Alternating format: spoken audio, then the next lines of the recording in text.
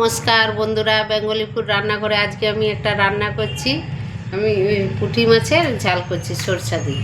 পুঁটি মাছের ঝাল করতে যে পুঁটি মাছকে ভেজে নিয়েছি, পুঁটি মাছগুলো সব ভেজে নিয়েছি সুন্দর করে।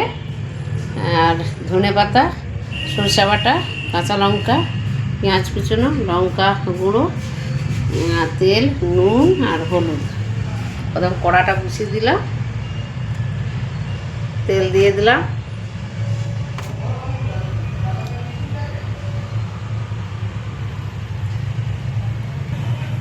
তারপর আমি তেলটা গরম হয়ে গেছে, কালো জিরা দিয়ে দিচ্ছি অল্প করে, তারপর কাঁচা লঙ্কাটা দিয়ে দিচ্ছি,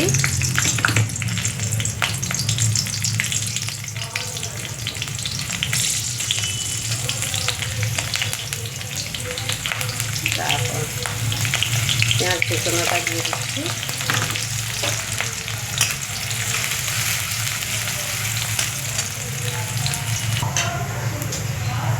এবারে লঙ্কা গুঁড়োটা দিয়ে দিচ্ছি,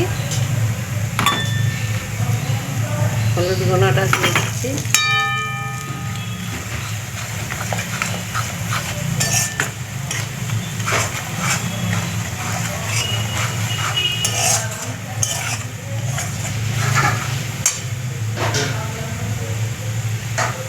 সরষাটা দিয়ে দিচ্ছি, সরষাটা দিয়ে দিলাম,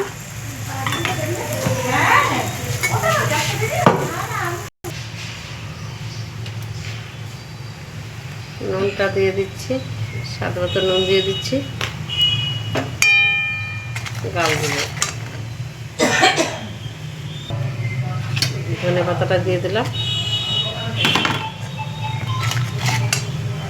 আর আমি মাছটা দিয়ে দিচ্ছি,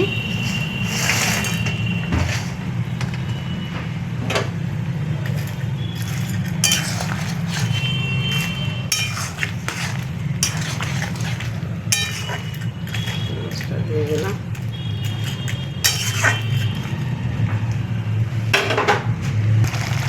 হয়ে গেছে সরষে দিয়ে পুঁটি মাছের ঝাল হয়ে গেছে। আপনারা এভাবে করবেন।